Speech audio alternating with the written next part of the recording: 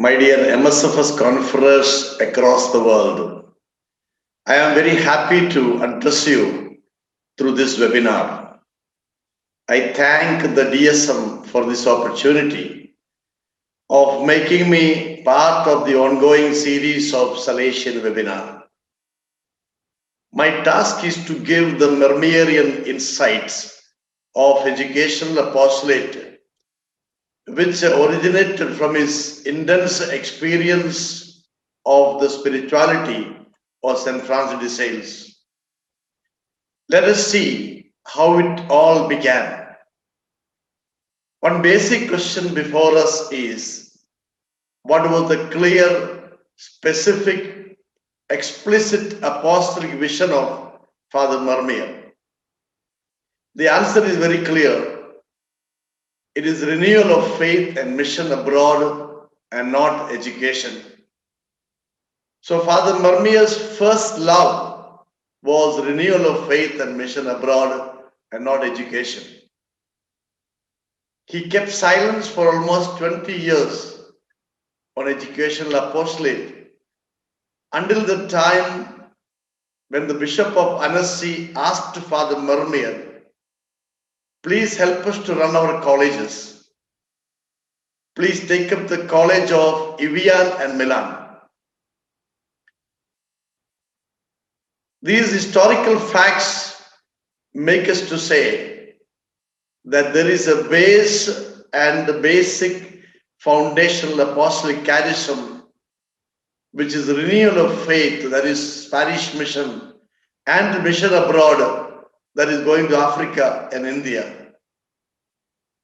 We can say that Father MERMIARIAN responded to the need of the universal church and made educational apostolate as one of the apostolic charisms, or we can say that he added more flesh to his apostolic vision and made it complete and full by adding educational apostolate.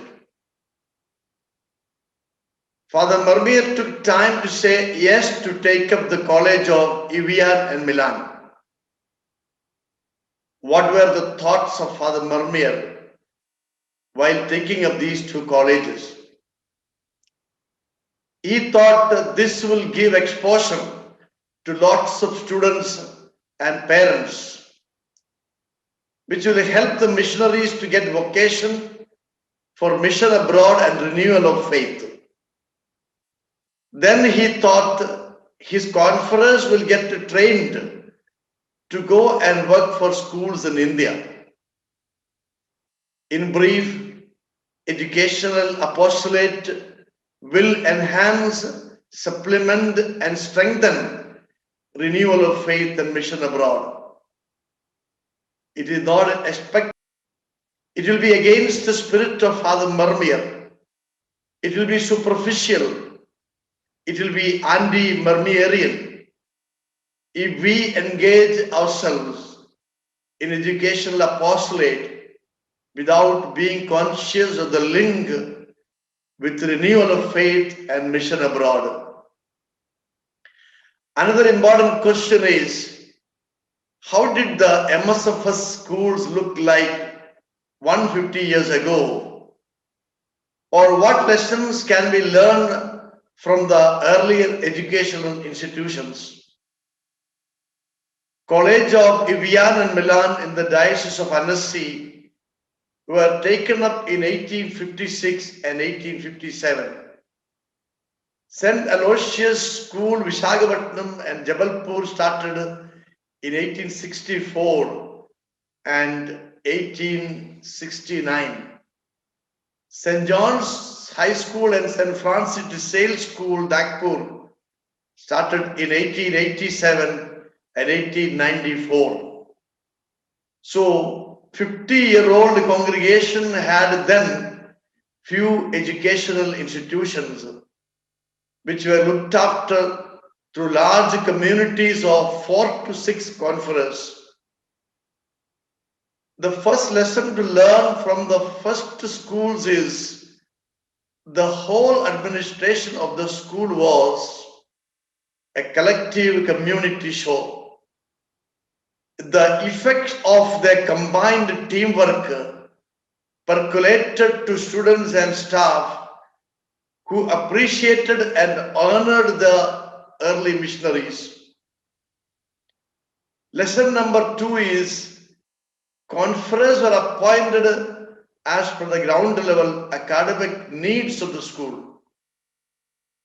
Some were proficient in teaching,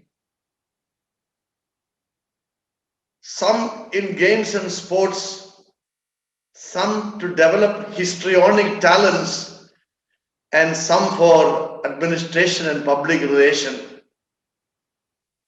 The conferees undertook the regular work assignment of a regular teacher to excel in teaching learning process.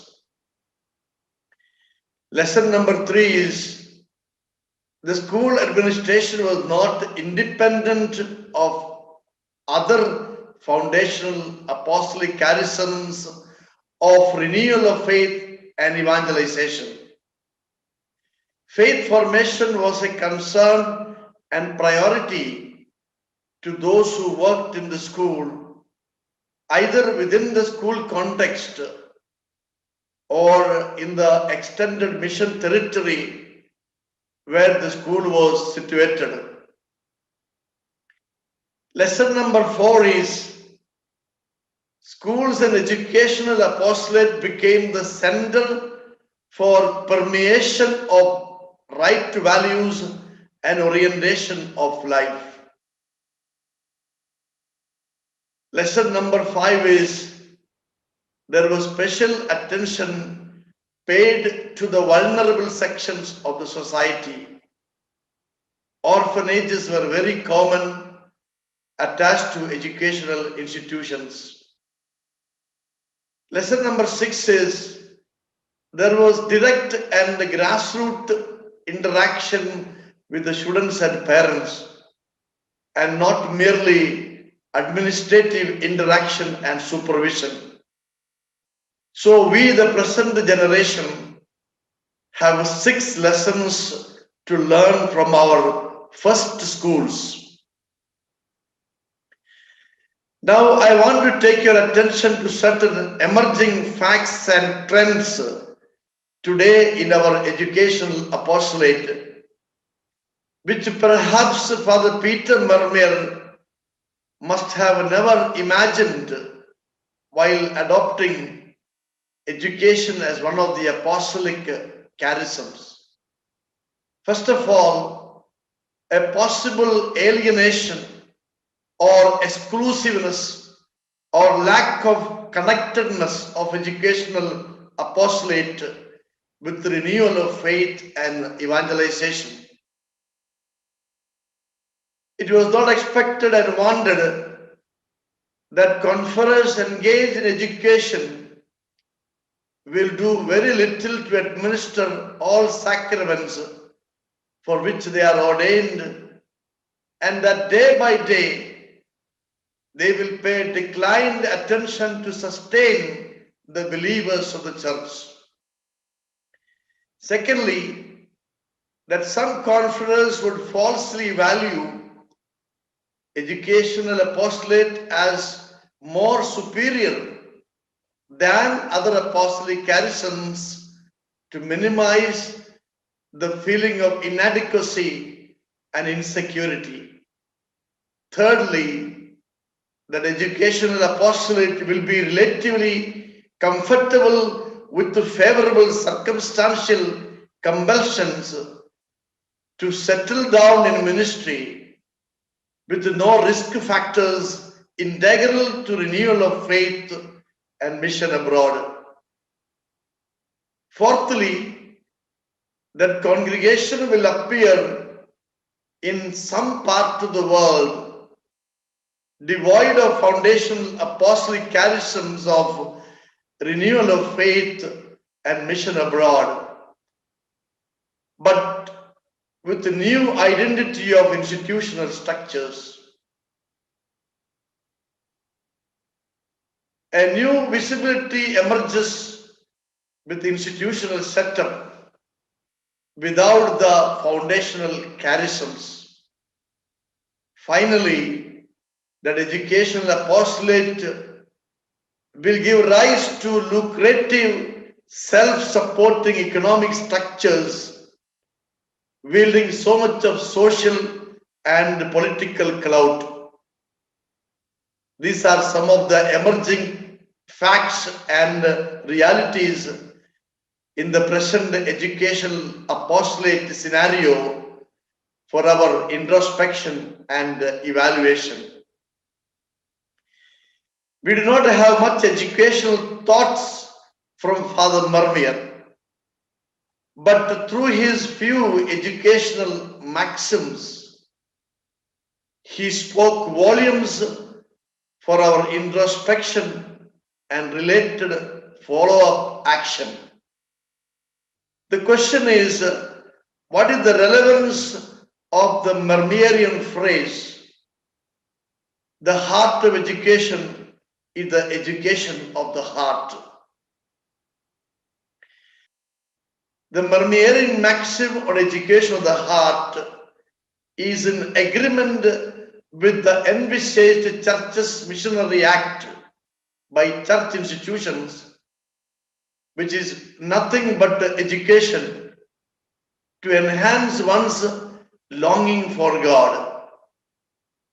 Our schools should provide correct environment and guidance to inculcate in students the yearning for the Creator God. Our educational experiences and exposure should affirm the primacy of God as God of love and compassion. Let our students know that the universe bears the imprint of the image of God. Let it be natural to them to sing the glory of the Creator God and live always in praise and thanksgiving for the love of God which is manifested through the whole of creation. So the education of the heart is to enhance one's longing for God. Secondly, education of the heart is education to be human. Universal Church expects our institutions to be part of the humanizing process, which promotes and enhances humane treatment, recognizing and promoting human dignity and inalienable human rights. Father Peter Mermiar said the same. Education should promote a relationship of justice and solidarity and not a situation of exclusion and rejection. Responding to the call of the founder, MSFS schools should have a single point agenda, that is making others more humane, imbuing the spirit of humanness and human kindness. Consecrated MSFS educators who promise to be the prophetic voice and living witness to newness of Christ should exercise and promote reconciliation, peace, solidarity, sharing, charity, and moderation. Our school should be marked out for training to give warmth, gentleness, and compassion. It is a training of students to observe and see things from a human perspective. It is training to lift up human spirit with the human qualities. According to Father Peter Mermiar, education can make others more human. Thirdly, the education of the heart is training our students to take moral decisions. It is education or training of the will to be sensible to the truth, enabling one to take decisions based on honesty and sincerity.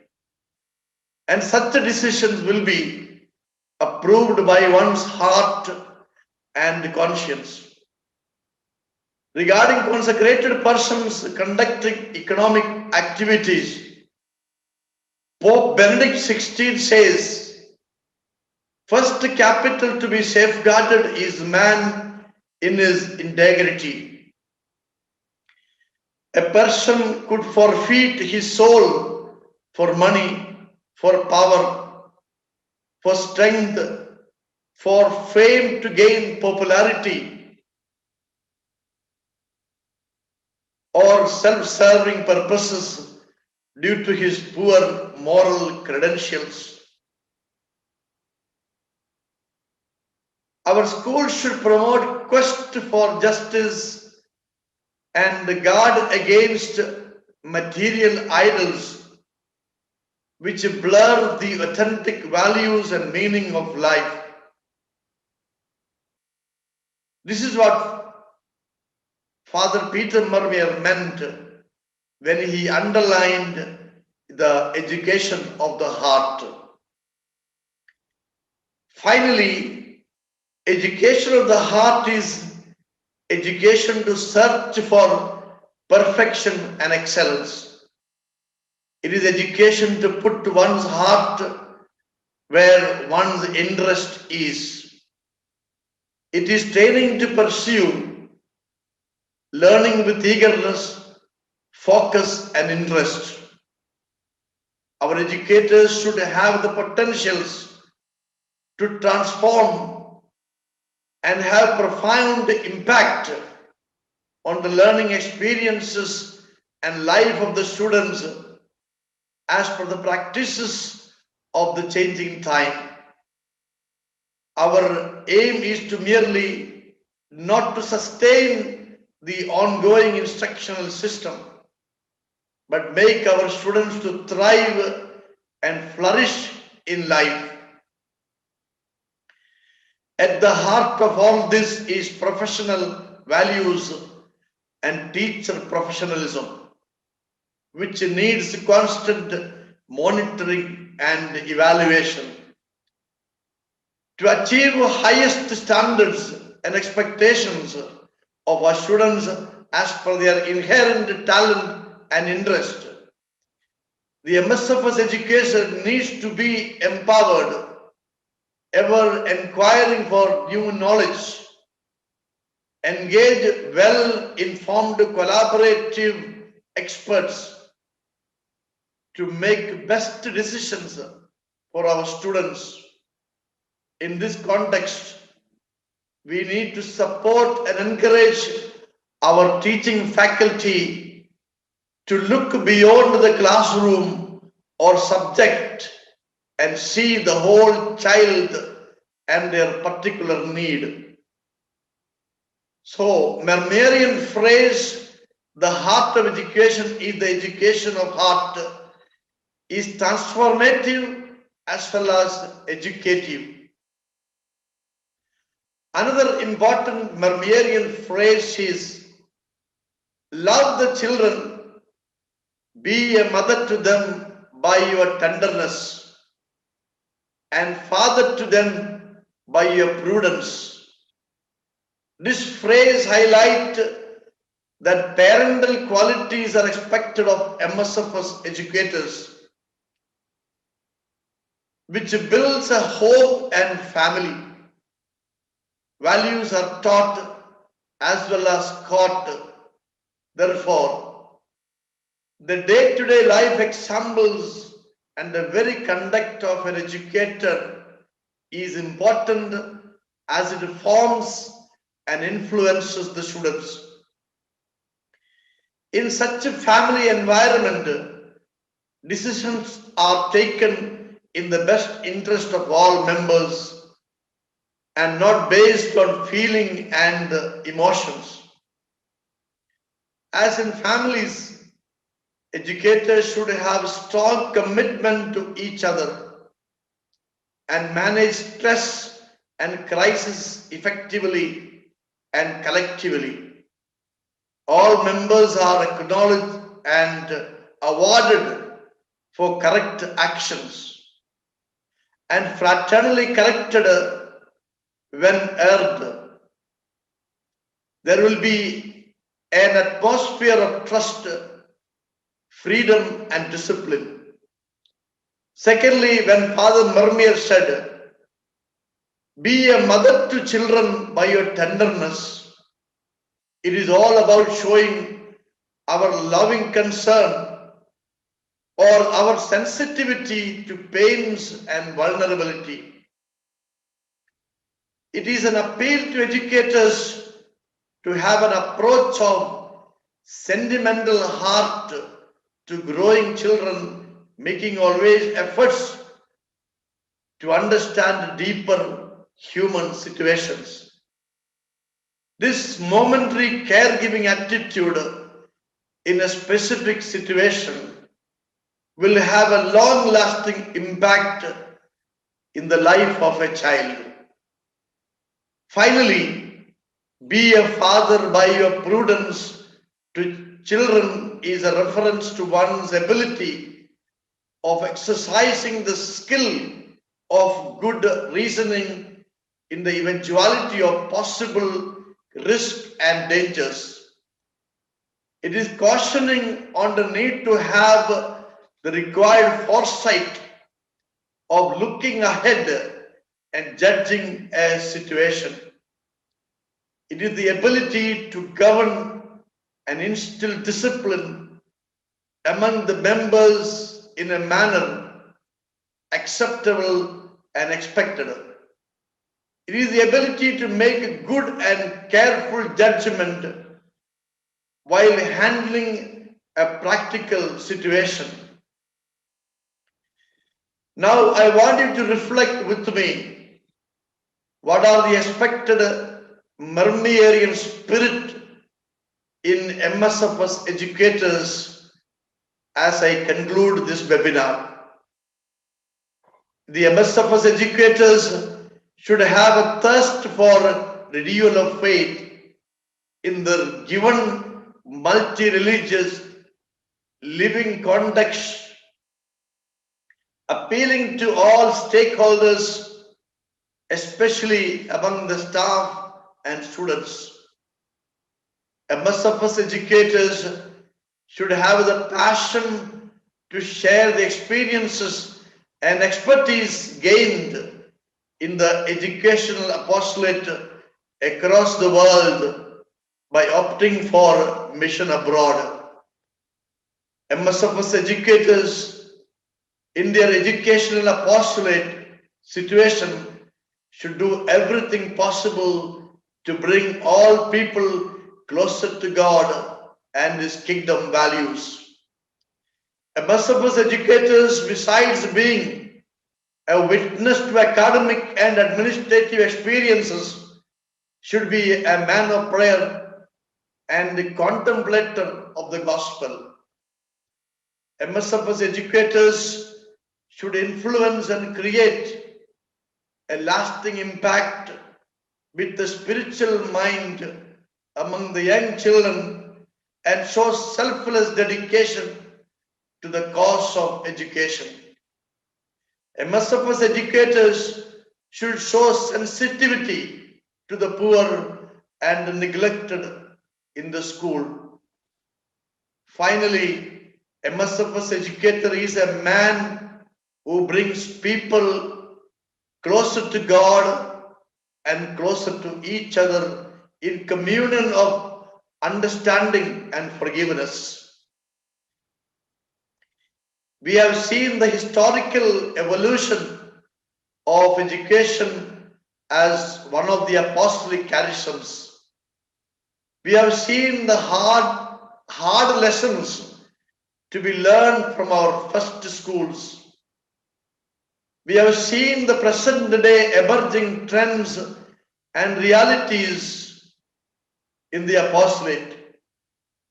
We have seen what it means to be education of the heart and the needed parental qualities of tenderness and prudence.